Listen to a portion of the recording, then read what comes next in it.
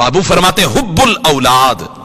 फरमाया जो बंदा अपने बच्चों के साथ प्यार करता है, यूं नहीं कि चेहरे पे 12 बजे हैं, घर में आए तो बच्चे सहम गए, बच्चे डर गए, सहम कर वो कोने में दुबक गए, बाप के सामने आए तो सांस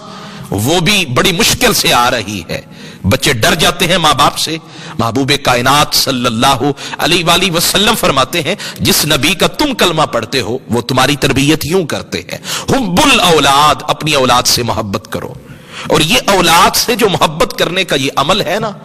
ये कब्र में भी फायदा देगा, हशर के अंदर भी फायदा देगा। फरमाया जब तुम कब्र में जाओगे ना तो तुम्हारे और जहन्नम की आग के दरमियान ये औलाद की मोहब्बत रुकावट बन जाएगी, तुम्हारा दिफा करेगी। तुम्हें अगर जहन्नम की आग जलाने के लिए आगे बढ़ेगी ना तो फिर ये मोहब्बत औलाद अगर अल्लाह की रजा के लिए हो और इस नुक्ता नजर से हो कि ये मेरे नबी की सुन्नत है, मेरे महबूब ने अपने तीनों बेटों से प्यार फरमाया, मेरे महबूब अलैहिस्सलाम ने अपनी चारों बेटियों से प्यार फरमाया, मेरे महबूब अलैहिस्सलाम ने अपने हसन मुज्तबा इमाम हुसैन पाक से, और मेरे आका सल्लल्लाहु अलैहि वसल्लम ने अपनी नवासी हजरत अबू उमामा से प्यार फरमाया। ये हुजूर ने बताया, सिहाबा कहते हैं कि हजरत अबू उमामा को मेरे आका ने नमाज के दौरान अपनी पुश्त पे उठा रखा है। इमाम हुसैन की, इमाम हसन पाक की अलैहिमुस्सलाम की कहानियां तो सुनाते हैं,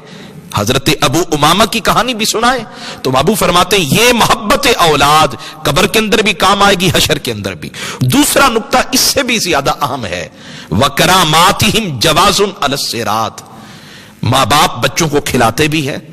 बच्चों की जिम्मेदारियां भी पूरी करते हैं, उनकी जरूरियात को भी पूरा करते हैं, लेकिन यहां शरीयत कहती है, महबूब फरमाते हैं माँ बाप की जिम्मेदारी यह है कि वो औलाद को इज्जत भी दें और इसका फुकदान है।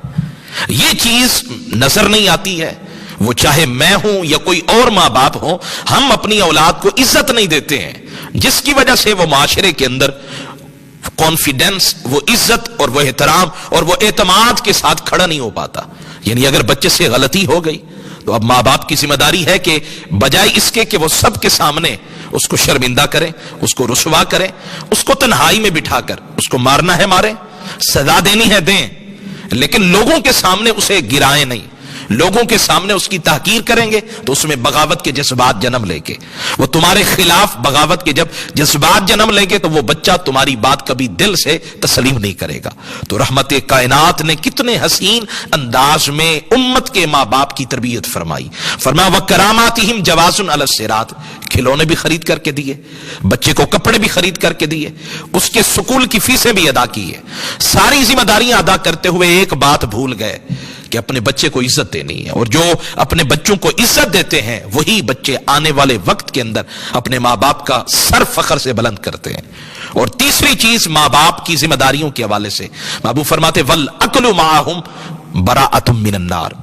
बाप है सारा दिन काम करके जब थका रहा आया तो कमरे के अंदर खाना मंगवाया, वहीं बैठकर खाना खाया। महबूब फरमाते यूं ना करो, अगर मुमकिन हो वल अक्लु माहुम बराअतुम मिनन नार, एक दस्तरखान हो उसके ऊपर अपने बच्चों को भी बुलाओ, साथ बिठाकर खुद भी खाओ, अपने बच्चों को भी खिलाओ। ये जो अमल तुमने किया ना कि अपने बच्चों को अपने साथ बिठाकर खाना खिलाया, एक तो बरकत होगी, एक उन्स पैदा होगा, दिलों में जो दूरियां हैं वो खत्म होंगी, और एक दूसरे का हाल अहवाल पूछेंगे, और कहीं खामी है तो माँ बाप उसकी तरबियत करेंगे, इस्लाह करेंगे। और इसके अलावा एक और बात भी है, फरमाया वल अक्लु माहुम बराअतुम मिनन नार, ये अमल जो है ये कब्र के अंदर भी और हशर के अंदर भी जहन्नम से नजात का बाइस बन जाएगा। तो ये तीन बातें जो हुजूर ने बयान की हैं, मेरे ख्याल में मुझ समेत अगर मुआशरे के माँ बाप अगर इन पर अमल कर लें तो मेरे ख्याल में हम अपनी औलाद की बेहतर से बेहतर तरबियत कर सकते हैं।